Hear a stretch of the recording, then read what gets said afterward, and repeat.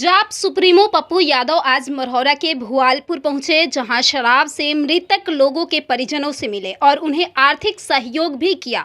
इस मौके पर पूर्व सांसद पप्पू यादव ने नीतीश सरकार को शराब नीति की समीक्षा कर जहरीली शराब के लिए कुछ कानून को और सख्त करने का आग्रह किया। वह है भाजपा पर भी जमकर निशाना खड़ा कौन कर रहा है? हमारे लीडर आए थे और 1,70,000 रुपया बांट के गए। जिन लोगों ने ताज जिंदगी लूटा, सवाल वो खड़ा करते। एक सरकार केंद्र में, एक सरकार राज्य में, तो हम अपनी सरकार से आग्रह ही करेंगे ना। और ये आग्रह तो हम नीतीश जी से लगातार करते हैं। शराब के मामले में ये मेरा 5वां दौरा है। 5 बार शराब की मौत से हम आ चुके हैं। हमारे अध्यक्ष जयप्रकाश जी या हमारे लीडर बेटा जो लोग हैं, दिल्ली इनका घर है, सुना और ये चले आए।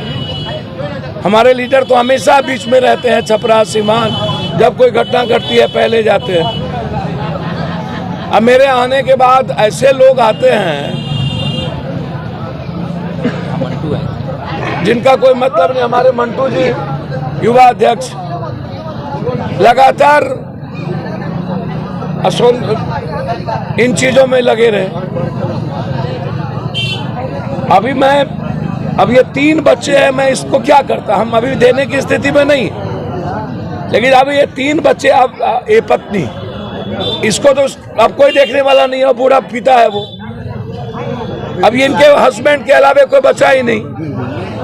अब वो बूढ़ी माँ तो सिर्फ नातिन को लेकर के है। ईमानदारी का कम से कम नीतीश कुमार जी बेईमान नहीं ना है। पॉलिटिकल अकाउंटेबिलिटी हो सकता है नीतीश कुमार जी। हर आदमी यदि 4 बार सीएम रहेंगे, 8 बार होते रहेंगे, तो पॉलिटिकल अकाउंटेबिलिटी तो गड़बड़ होगा। लेकिन पर्सनल लीडरशिप की बात करिएगा, सुचित्रता की बात करिएगा, तो उसमें यदि मैं सोनिया जी, राहुल गांधी या बीजेपी के गडकरी जी या मैं किसी की बात करूंगा तो मैं नीतीश जी की भी बात करूंगा। अब 8 साल इतने दिनों तक बीजेपी थी ना जनाब, और आपके स्टेट में शराब चल रहा है, तो आप सबसे पहले कहते शराब को खोलिए। आज किस मुंह से आप बोलिएगा? इसके पहले जितना मर्डर हुआ है छपरा हम आए हैं, तो बीजेपी की ही सरकार थी ना। आज यदि मर्डर आएंगे तो गुंडा राज और जंगल राज का आप कहिएगा। 4 दिनों में राज बदल गया। मैं वो सब चीजों में नहीं रहूंगा। मैं अपनी सरकार को सुझाव जरूर दूंगा। जब कोई मर्डरर अपराधी मर्डर करेगा तो नाम लेके ठोकूंगा भी, और सरकार को नाम लेके बताऊंगा, और माफिया को भी ठोकूंगा। ये मैं आपको बता दूं। दिल्ली में 70% टैक्स बढ़ा के फ्री कर दिया गया शराब को ना। पाओ आओ, पाओ आओ, पाओ। दिल्ली जैसे जगहों पर, और जहां ट्राई था प्रधानमंत्री का राज, 25 लोग बढ़े। शराब नीति का पॉलिसी चेंज कर दीजिए। शराब नीति से ज्यादा जो कॉमन शराब बनता है, जहरीली देसी शराब, इस पर न बहस कीजिएगा। इंग्लिश शराब पर तो कम रहे जनाब। इंग्लिश शराब की पॉलिसी को चेंज करना चाहिए, जो मैं आग्रह कर सकता हूं। नीतीश जी को सलाह नहीं दे सकता, आग्रह करूंगा, क्योंकि लगातार जो मीडिया ट्रायल होती है उस मौत का पता चलता है। इक्का दुक्का 3 लोग मर जाते हैं, जिसका पोस्टमार्टम नहीं होता है, उसको प्रशासन डरा के दबा देती है। और जो शराब के खिलाफ प्रशासन को खबर करेगा वो गोली खाएगा, या वो फिर किसी केस में इन्वॉल्व हो जाएगा, या माफियाओं की गोली खाएगा।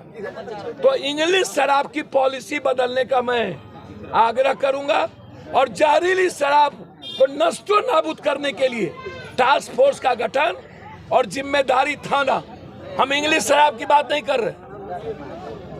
जहरीली शराब, जो देसी शराब बनता है, जिसमें 80% गंदगी होती है, जो पी के मरना ही है, उसको चैलेंज के लिए रोकना पड़ेगा और इंग्लिश शराब की पॉलिसी को चेंज कर शराब नीति पर पुनर्विचार करना चाहिए, ताकि बिहार की पैसा घर में रहे, बिहार के लोग जेल में जो आज 6 लाख बंद है वो निकल पाए, 15 शराब पीने के लिए पैसा बाहर और फिर शराब पीकर पैसा 15 करोड़ देने के लिए बिहार, यह सही नहीं है। मैं व्यक्तिगत तौर पर इसको सही नहीं मानता हूं और हमारी पार्टी शराब इंग्लिश शराब नीति को बदलने का आग्रह करेगी और जहरीली शराब के खिलाफ आवाज उठाएगी, जिसके चलते 22 तारीख को हम लोग गवर्नर हाउस का घेराव करने जा रहे हैं। बड़े पैमाने पर लड़ेंगे हम लोग, छोड़ेंगे नहीं। और गंगा, सोन, कमला, महानंदा, गंडक के बगल में रहने वाला जो सोसाइटी है, उसके बच्चे जो बेरोजगार है उसको रोजगार तो मिलेगा और सही पैसा सरकार को तो जाएगी। माफिया और नेता के बीच में जो नेक्सस है, पदाधिकारी का फोकलेन, पदाधिकारी का हैबा, किसान और गंगा के बगल में रहने वाले का तो सिर्फ ट्रैक्टर और ट्रक है, ढो के पहुंचा देना, वो तो जिंदगी जीता है किसी तरह। तो शराब सर महाराष्ट्र और बंबई से ज्यादा यहाँ बिकता है, ये भारत सरकार की रिपोर्ट है और हम अपनी सरकार को जरूर आँख खोलने का प्रयास करेंगे। आप इसको आलोचना नहीं समझिएगा। सुचित्रा कृपलानी और आचार्य कृपलानी, सुचित्रा कृपलानी मुख्यमंत्री थे और उसके हस्बैंड अपनी पत्नी के ही काफी खिलाफ थे। लोहिया और जयप्रकाश ने भी खिलाफ किया था अपनी सरकार, और हम खिलाफ नहीं कर रहे हैं। हम नीतीश जी से एज ए भाई, एज ए परिवार हम मुआवजा की मांग करते हैं। माफियाओं को एसपीडी ट्रायल के साथ 302 का मुकदमा के साथ उसको आजीवन कारावास की मांग करते हैं और जिस थाने, जिस डीएसपी के अंडर में यह घटना घटित हो रही है उसको डीएसपी पर जिम्मेदारी, अकाउंटेबिलिटी तय हो, एसपी पर भी अकाउंटेबिलिटी तय हो, डीआईजी पर भी अकाउंटेबिलिटी तय हो और थाना प्रभारी, जमादार, चौकीदार, दफादार, जो यहाँ सबसे बड़े जिम्मेदारी हैं, यहाँ के चौकीदार, दफेदार और थाना प्रभारी, हर कीमत पर उनकी जिम्मेदारी तय की जानी चाहिए कि जहाँ शराब मिलेगा, जहाँ शराब पिए जाएंगे। आप कह रहे हैं कि 15 करोड़ रुपया इस बार जब आएगा तो लेगा, पब्लिक जेल जाए, पब्लिक मरे, पब्लिक क्रिमिनल का गोलियों खाए, पब्लिक थानेदार का केस भी खाए और इनका पैसा नेपाल, उत्तर प्रदेश, बंगाल, झारखंड, हरियाणा जाए। मतलब मरे भी पब्लिक, जेल भी पब्लिक, पैसा भी जाए पब्लिक, क्रिमिनल का, माफियाओं का गोली भी खाए पब्लिक, डरे भी पब्लिक, मतलब सारा कुकर्म पब्लिक पे।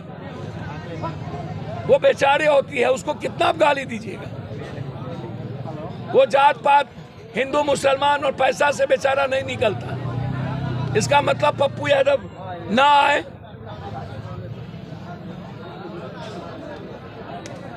शुरू दिन से हमारे लीडर हमको फोन करते रहे कि आज ऐसा हुआ, आज ऐसा हुआ।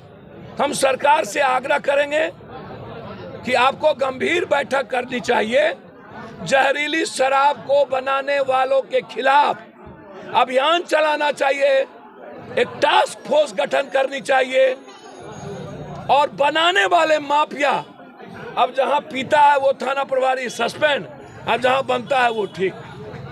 सरकार तो निर्णय लेना चाहिए, तो इन माफिया पदाधिकारी के नेक्सस पर निर्णय लेना चाहिए। और शराब पॉलिसी जब कंट्री में, अब अभी जो झंडा बांटा जा रहा था, एक पेटी दिल्ली में शराब दिया जा रहा है, एक झंडा लो एक पेटी लो, एक झंडा लो एक पेटी लो, झंडा लो पेटी लो, झंडा लो पेटी लो। और ड्राई स्टेट गुजरात को क्लियर कर दिया गया।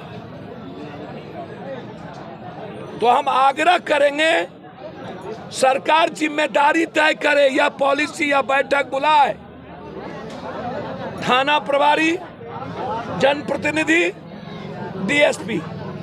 यदि जहरीली शराब या कह देना कि पिएगा तो मरेगा, मैं इसको सही नहीं मानता। पब्लिक बेचारा है। एलएमपी एक जहरीली शराब कोई नहीं बना सकता। जो जिन लोगों से ये वोट लेते हैं ना, उन्हीं के दादा रंगदार माफिया गुंडा बनाने में सहयोग और उनका पैसा इन्वॉल्व होता है। वो क्या करेंगे? हाँ, रामानंद माझी और कौन सा था? मुन्ना बैठा नहीं, मुन्ना एक और था। हमने तो सबका नाम बोला। क्या होगा सर, ये सिलसिला चलता रहेगा? हर बार ये सवाल खड़ा कर रहा हूं कि शराब बेचने वाले कौन हैं, यहाँ के सांसद कौन हैं, यहाँ के विधायक कौन हैं? पहली जिम्मेदारी किसकी है?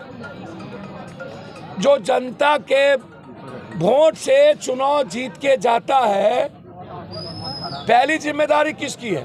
ब्लॉक प्रमुख हैं आए हुए बेचारे, ये जिम्मेदारी इनकी है तो ये आए, पहले भी आए। ये जिम्मेदारी लोकल लोग जो नेता हैं हमारे उसकी होती है, सोनू राय। लेकिन इसके बाद जो जिम्मेदारी है यहाँ के सांसद की और एमएलए की है ना, कभी आपने इतनी बड़ी घटना घटी, यहाँ के सांसद विधायक को कभी आपने किसी का आंसू पोंछते देखा? चाहे पहली सरकार हो या दूसरी सरकार। हम अगले बार आए तो पहली सरकार थी, इस बार आए तो दूसरी सरकार में आए। हमको तो रोना, स्थिति तो जस का तस है। सरकार किसी की बदले और आवे और जाए, आना तो पप्पू यादव कोई है।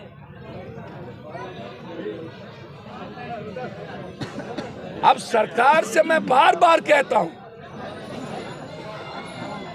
कि जो सरकार में आज हिस्सेदार हुए हैं वो बराबर ये सवाल उठाते थे कि शराब बंदी को खोलना चाहिए, तब वो निर्णय लें, और जहरीली शराब को बंद करना चाहिए। ये तो सरकार की पॉलिसी है। मुख्यमंत्री, डिप्टी सीएम या गठबंधन समझेंगे। बीजेपी भी चाहती थी खोले, लेकिन नहीं खोल पाई बीजेपी का। जहां ड्राई स्टेट है गुजरात, वहां 25 लोग मरे। जहां प्रधानमंत्री जहां गुजरात में रहते हैं वहां 25 लोग मरे ना भाई। पूरा हंगामा हुआ। और लगातार जब से शराबबंदी हुई है, सबसे ज्यादा जहरीली शराब की खपत बढ़ गई बिहार में। कोरेक्स की, ड्रग्स का, एस्मैक्स का, सोलेशन का, व्हाइटनर का 80% यूथ के हाथ में कोरेक्स जा चुका है। जुड़ो दीक्षांत से पाओ छुटकारा कोचिंग इंस्टीट्यूट से। गूगल प्ले स्टोर से दीक्षांत ऐप डाउनलोड कर अपने स्टडी को बनाओ आसान और मजेदार। दीक्षांत देता है topic wise video with animated visuals and concept wise study material.